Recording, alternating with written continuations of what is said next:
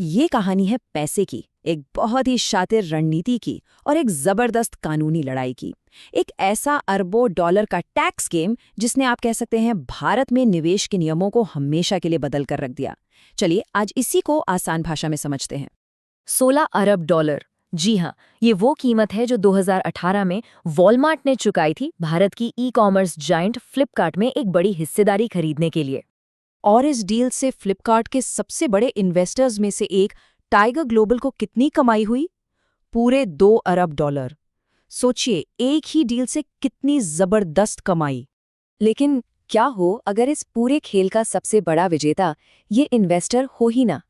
बस इसी एक सवाल ने एक ऐसी कानूनी लड़ाई शुरू कर दी जो सीधे भारत के सुप्रीम कोर्ट तक जा पहुंची। तो चलिए सबसे पहले मिलते हैं इस अरबों डॉलर के खेल के मुख्य खिलाड़ियों से और जानते हैं कि दांव पर क्या लगा था।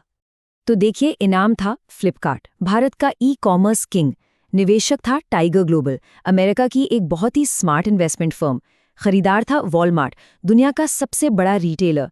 और इस खेल में एक रेफरी भी था, भारतीय इनकम टैक्स डिपार्टमेंट, जिसकी नज़र हर एक चाल पर थी। अब हर खेल के कुछ नियम होते हैं ना। इस खेल के नियम तय किए भारत के कॉम्प्लेक्स टैक्स कानूनों ने। चलिए इन्हें थोड़ा समझ लेते हैं। तो पहला और सबसे बेसिक रूल है कैपिटल गेन्स। मतलब जब भी कोई शेयर्स बेचकर मुनाफा कमाता है तो उस मुनाफे का एक हिस्सा सरकार को टैक्स के रूप में देना पड़ता है। सीधा सा हिसाब है। लेकिन इन्वेस्टर्स के पास एक खास दाव होता है। इसे कहते हैं DTAA, यानी डबल टैक्सेशन अवॉइडेंस एग्रीमेंट। ये दो देशों के बीच एक खास संधि होती है ताकि एक ही इनकम पर 2 बार टैक्स न लगे। और इस कहानी में भारत और मॉरिशस के बीच का DTAA बहुत अहम है। अब ये जो मॉरिशस रूट था ना, ये सालों तक विदेशी इन्वेस्टर्स का पसंदीदा रास्ता रहा। क्यों? क्योंकि इस DTAA की वजह से वो भारत में कमाए गए कैपिटल गेन्स पर लगभग 0 टैक्स देते थे। मतलब कानूनी तौर पर टैक्स बचा लेते थे। लेकिन रुकिए, रेफरी यानी टैक्स डिपार्टमेंट के पास भी एक तुरुप का इक्का था। इसका नाम है गैर। आप इसे एक तरह का चीट डिटेक्टर समझ सकते हैं। ये नियम अधिकारियों को ताकत देता है कि अगर कोई सिर्फ टैक्स बचाने के लिए कोई तिकड़म लगा रहा है तो उसे चुनौती दी जा सके। अच्छा, तो अब बात करते हैं उस विवादास्पद चाल की जो टाइगर ग्लोबल ने इस खेल को जीतने के लिए चली। ये एक अरबों डॉलर का दांव था। तो देखिए, ये एक बहुत ही कॉम्प्लेक्स चाल थी। पैसा गया वॉलमार्ट लग्जमबर्ग से टाइगर ग्लोबल मॉरिशस को। किसके लिए?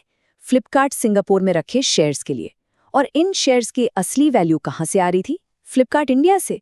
मतलब भारत में मौजूद असली संपत्ति का सौदा बाहर कर लिया गया ताकि भारत मॉरिशस DTA का फायदा उठा के टैक्स बचाया जा सके। पर जैसा कि हमने कहा, रेफरी सब देख रहा था और भारतीय टैक्स डिपार्टमेंट ने तुरंत इस चाल पर सवाल उठा दिया। और यहीं से शुरू हुआ असली टकराव। टाइगर ग्लोबल का कहना था, देखिए, हम तो मॉरिशस के निवासी हैं। DTA साफ कहता है कि हमें भारत में कैपिटल गेन्स टैक्स देने की जरूरत नहीं। दूसरी तरफ भारत का तर्क था, आपकी मॉरिशस की कंपनी तो सिर्फ कागज पर है, एक दिखावा है। उन्हें कंट्रोल तो अमेरिका से किया जा रहा है। ये साफ साफ टैक्स बचाने की कोशिश है और इसलिए यहाँ JAR लागू होगा। वैसे अगर आपको ये पूरा मामला समझने में आसानी हो रही है तो हमारे चैनल को सब्सक्राइब जरूर कीजिएगा। हम ऐसे ही मुश्किल विषयों को आसान बनाते हैं। खैर, आगे देखते हैं क्या हुआ। तो सालों तक ये मामला अलग अलग अदालतों में चलता रहा और फिर ये खेल पहुंचा अपने फाइनल जज के पास, भारत का सुप्रीम कोर्ट। और सुप्रीम कोर्ट ने अपना फैसला सुनाया। उनके शब्द थे, यह एक अस्वीकार्य कर बचाव व्यवस्था है। तो कोर्ट ने क्या पाया? पहली बात, इस पूरी डील का मुख्य मकसद भारतीय टैक्स से बचना था। दूसरी, मॉरिशस में जो कंपनियां थीं उनका कोई असली वजूद नहीं था, वो सिर्फ नाम के लिए थी। असल में कंट्रोल अमेरिका से हो रहा था। तीसरी और सबसे अहम बात, सिर्फ एक टैक्स रेजिडेंसी सर्टिफिकेट दिखा देना JAR से बचने के लिए काफ़ी नहीं है। और इसीलिए इस डील से हुआ मुनाफा भारत में ही टैक्सेबल होगा। तो अब सवाल ये उठता है कि इस फाइनल फैसले का भारत में ग्लोबल इन्वेस्टमेंट के बड़े खेल पर क्या और कितना असर पड़ेगा? देखिए, इसका असर कई लेवल्स पर है। ग्लोबल इन्वेस्टर्स के लिए ये एक साफ संकेत है कि अब सिर्फ किसी देश के साथ टैक्स संधि का फायदा उठाने की कोशिश, यानी ट्रीटी शॉपिंग, की बहुत बारीकी से जांच होगी। भारत के टैक्स सिस्टम के लिए ये एक बहुत बड़ी जीत है। और हाँ, स्टार्टअप्स के लिए इसका मतलब ये हो सकता है कि निवेशक अब पहले से ज़्यादा सतर्क हो जाएं, जिससे शायद भविष्य की फंडिंग पर कुछ असर पड़ सकता है। अच्छा, अब आगे बढ़ने से पहले एक ज़रूरी बात। देखिए, ये जटिल विषयों को आसान भाषा में समझने का हमारा एक विनम्र प्रयास है। इसे किसी भी तरह से खरीदने, रखने या बेचने की सलाह बिल्कुल ना समझें। किसी भी तरह के नुकसान के लिए हमारा चैनल जिम्मेदार नहीं होगा। याद रखिए, ये सारी जानकारी केवल शैक्षिक उद्देश्यों के लिए है। कोई भी निवेश से जुड़ा फैसला लेने से पहले अपने फाइनेंशियल एडवाइजर से सलाह लेना बहुत ज़रूरी है।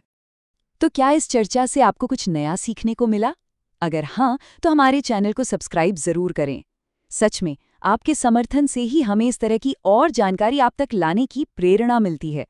और हाँ, नीचे कमेंट्स में अपने विचार जरूर बताइएगा। आखिर में हम आपको एक सवाल के साथ छोड़ जाते हैं। क्या लगता है, ये फैसला भारत को बिजनेस के लिए एक ज्यादा फेयर प्लेइंग फील्ड बनाएगा, या फिर इससे ग्लोबल इन्वेस्टर्स डरकर दूर हो जाएंगे? आपकी क्या राय है?